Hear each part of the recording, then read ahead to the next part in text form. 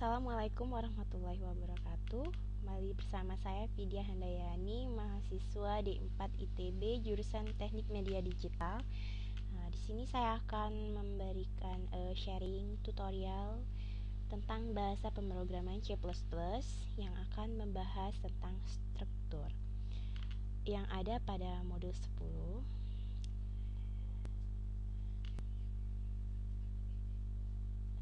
Struktur atau struct adalah bahasa pemrograman C++ yang mendukung penggabungan sejumlah tipe data yang berbeda-beda dalam satu kelompok, dan hal tersebut dinamakan struktur.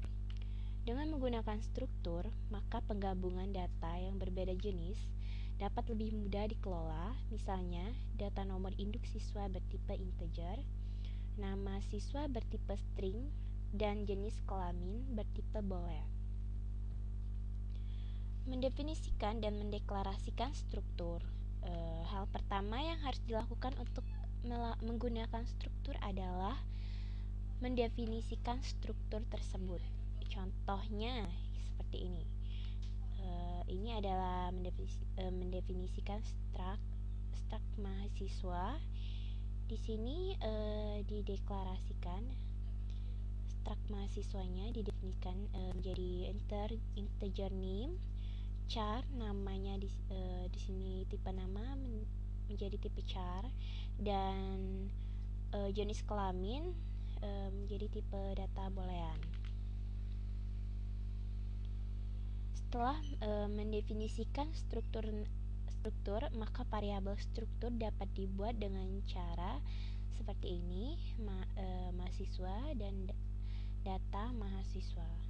Setelah variabel struktur dieksekusi, maka data mahasiswa akan mengandung 3 jenis data yang setiap data tersebut akan menjadi anggota struktur atau sering juga disebut dengan istilah field.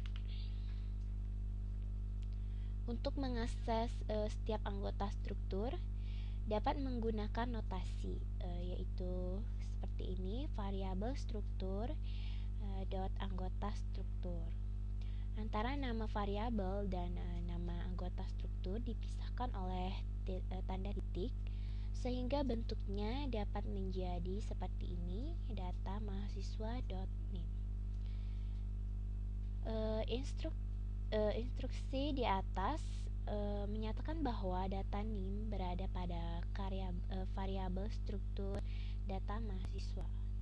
Deretan baris instruktur menunjukkan contoh pendeklarasian struktur hingga pengaksesan anggota struktur. Nah, di sini kita dapat lihat contoh programnya yang menunjukkan contoh pendeklarasian struktur hingga pengaksesan anggota struktur. Ini adalah contoh programnya. Silakan Anda mengetikkan program ini pada Microsoft Visual C++ Anda,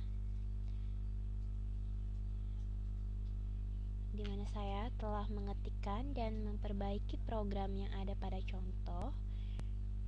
Apabila kompilasinya berhasil, maka akan menampilkan hasil kompilnya seperti ini. Langsung saja kita lihat pada Microsoft Visual C++ nya. Nah, ini adalah program yang ada pada modul tadi. Telah saya ketikkan dan saya perbaiki pada Microsoft Visual C++ saya. Nah, di sini kita lihat. Di sini saya telah memperbaiki penulisan source kodenya apabila ada yang salah ketik. Nah, lalu kita akan mencoba mengkompilnya.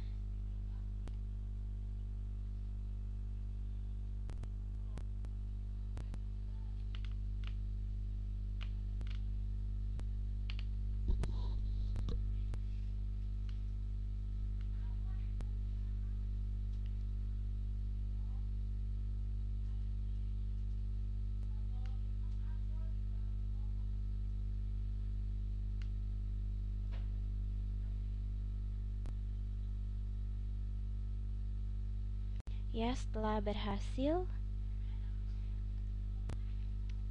kita build.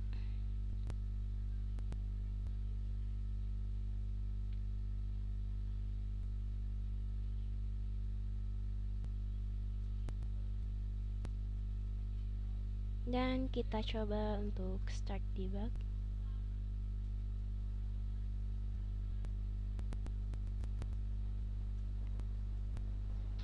Nah, di sini adalah latihan menggunakan struktur. Saya masukkan data saya, name, nama, dan di sini telah didefinisikan bahwa jenis kelamin saya adalah wanita. Ini adalah contoh penggunaan struktur. Lalu akan kita coba pembahasan selanjutnya yang ada pada modul, yaitu pembahasan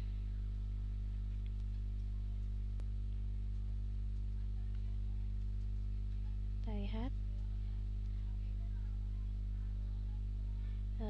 itu tentang pembahasan tentang union.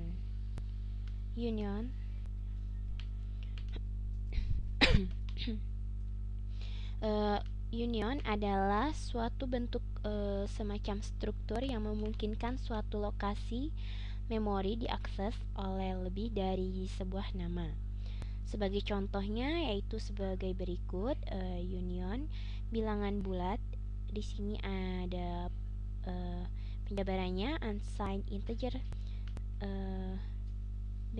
integer dan assigned char.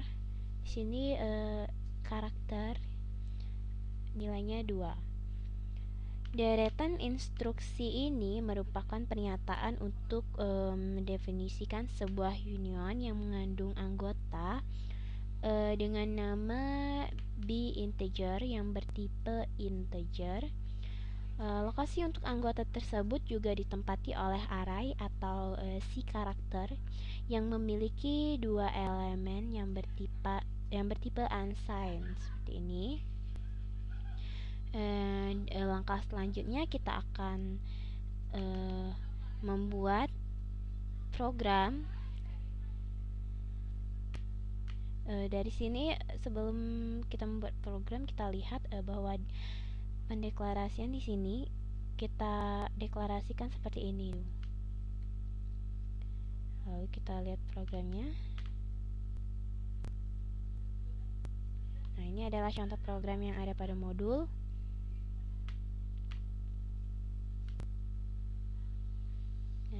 Silakan Anda mengetik contoh program ini pada compiler Anda.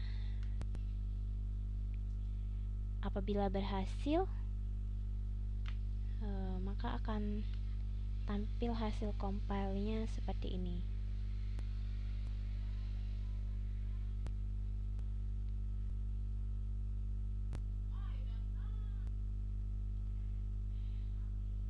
Nah, seperti ini.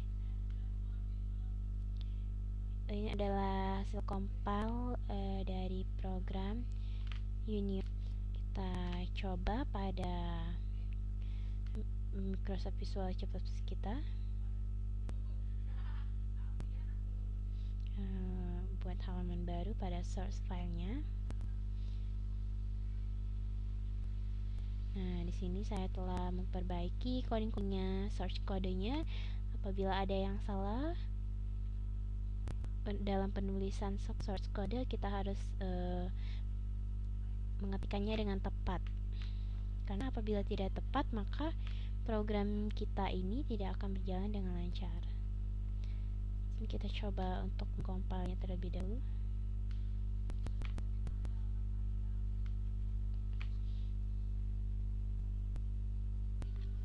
Setelah berhasil dikompil, lalu kita build.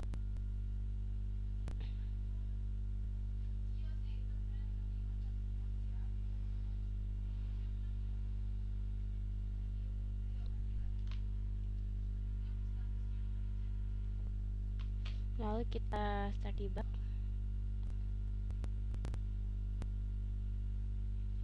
Nah, ini adalah hasil compile dari union. Ini adalah dimana integernya 1A 3F. Karakter dari penjabaran integer ini dibagi menjadi dua karakter, yaitu karakter 0-nya 3F dan karakter satunya adalah 1A. Dimana apabila kita lihat pada source kodenya, di sini adalah library, dan ini adalah fungsi using namespace, berfungsi untuk pendeklarasian cout. Lalu integer main point merupakan fungsi utama yang harus ada dalam pengkodingan ini.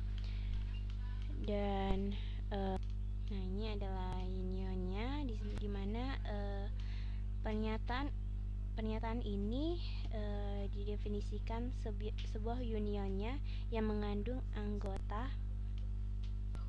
Nah, di mana di sini union mengandung anggota dengan nama integer. Nah, di sini kita lihat integer. Ini adalah tipenya integer. Dan lokasi untuk anggota tersebut ditempati oleh array dari karakter yang memiliki elemen 2. Ini elemennya. Nah, lalu kita lihat di sini adalah deklarasi dari unionnya, bilangan bulat, suatu bilangan. Nih. Dan cout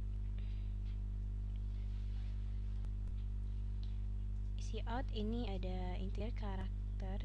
Ini akan menampilkan output integer dan karakter dari union yang kita deklarasikan di sini.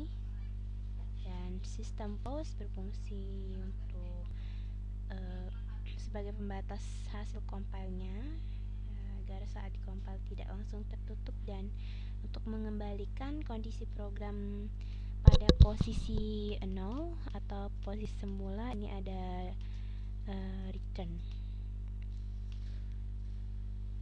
Lalu setelah berhasil kita compile tadi, kita akan melanjutkan pembahasan pada modul selanjutnya, yaitu pembahasan tentang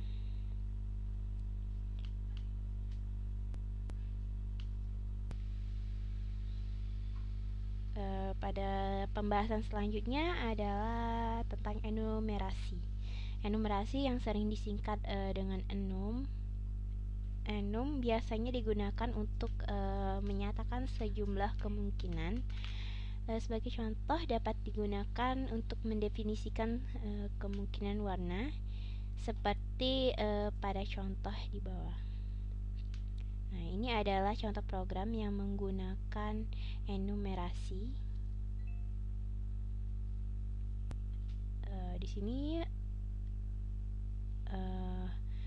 bahas tentang warna lampu traffic light. Langsung saja kita coba program ini pada Microsoft Visual C++ kita. Nah, apabila telah direvisi, codingnya telah direvisi, maka akan menampilkan hasil compile-nya yang seperti ini. Warna lampu yang menyala adalah warna hijau.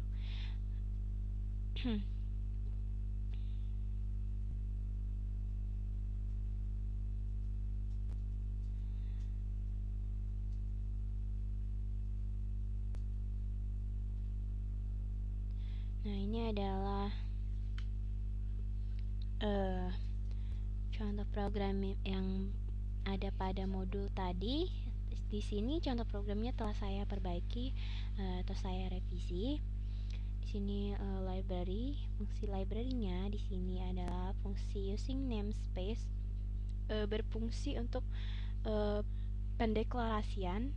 Dan di sini juga fungsi utama, yaitu fungsi utama integer main point, berfungsi juga untuk pendeklarasian.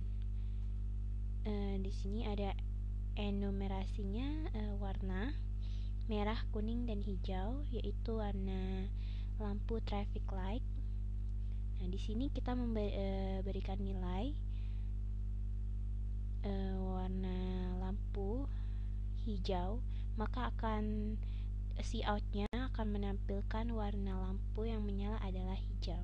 Apabila kita ubah di sini merah, maka hasil yang akan warna lampu yang menyala, hasil outputnya maka akan merah juga, sama seperti ini. Nah, di sini kita lihat penjabarannya menggunakan switch lampu traffic light. Case-nya ada hijau, kuning, dan merah.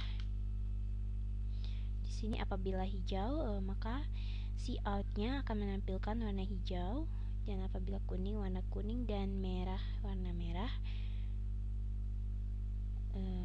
Dan tidak lupa kita memasukkan fungsinya system pause dan return 0 agar program ini dapat saat dikompil dia tidak langsung tertutup, dan setelah menghasilkan compile bisa kembali ke kondisi semula atau 0. Kita compile terlebih dahulu. Kita lihat di sini compile-nya.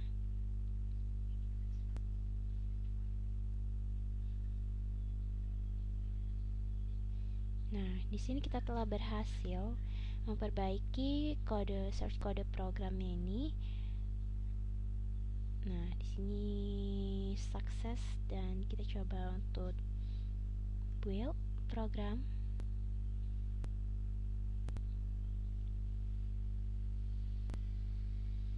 Lalu kita start debug.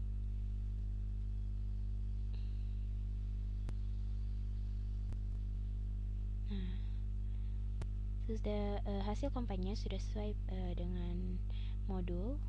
Kita telah berhasil merevisinya, dan di sini ada hasil output dari si out tadi, yaitu warna lampu yang menyala adalah warna hijau. Ini adalah contoh program enumerasi. Selanjutnya kita akan mencoba pada pembahasan modul selanjutnya, yaitu tentang type DEF. Type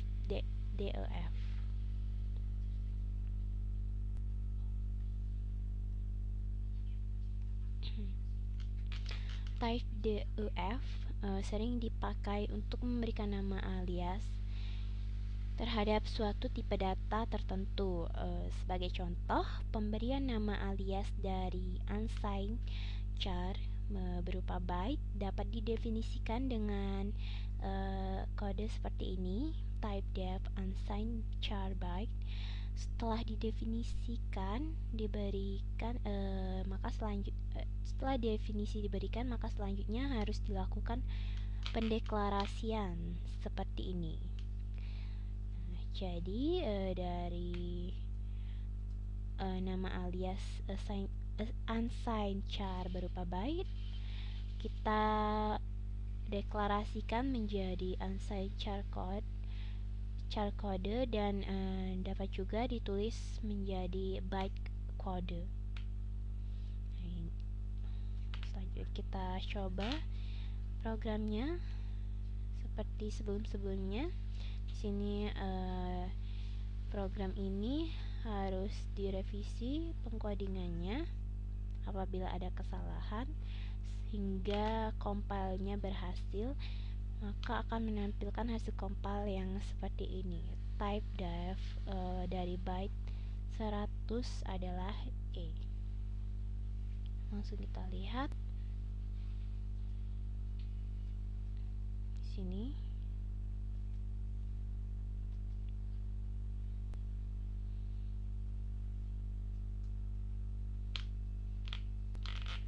Ini adalah contoh program yang telah saya ketik didasarkan pada Microsoft Visual C++ dan telah saya perbaiki juga. Kita coba compile.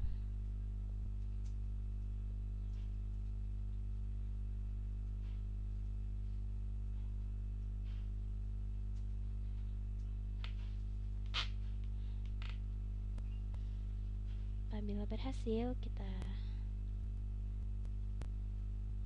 build thread.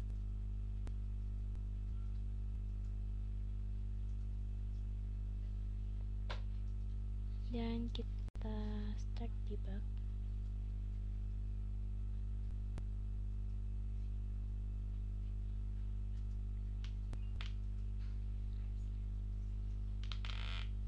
Nah, di sini akan menampilkan hasilnya. Type depth dari byte 100 adalah E. Sesuai dengan di sini. Ini adalah fungsi library-nya. Library yang harus ada, lalu using namespace untuk pendeklarasian, dan ini adalah fungsi utama. Type depth unsigned char byte ini adalah kondisi type depth-nya, dimana byte kode penulisannya seperti pada modul yang kita lihat.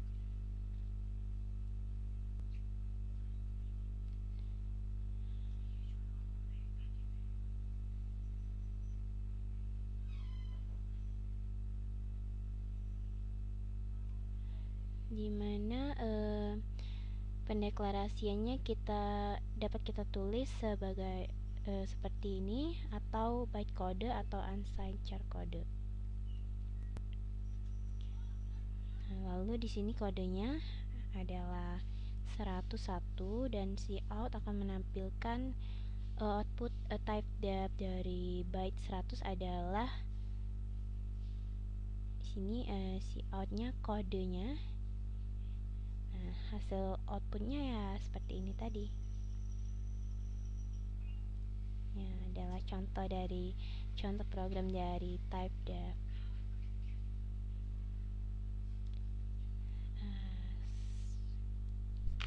Sekian tutorial pembahasan modul 8, yaitu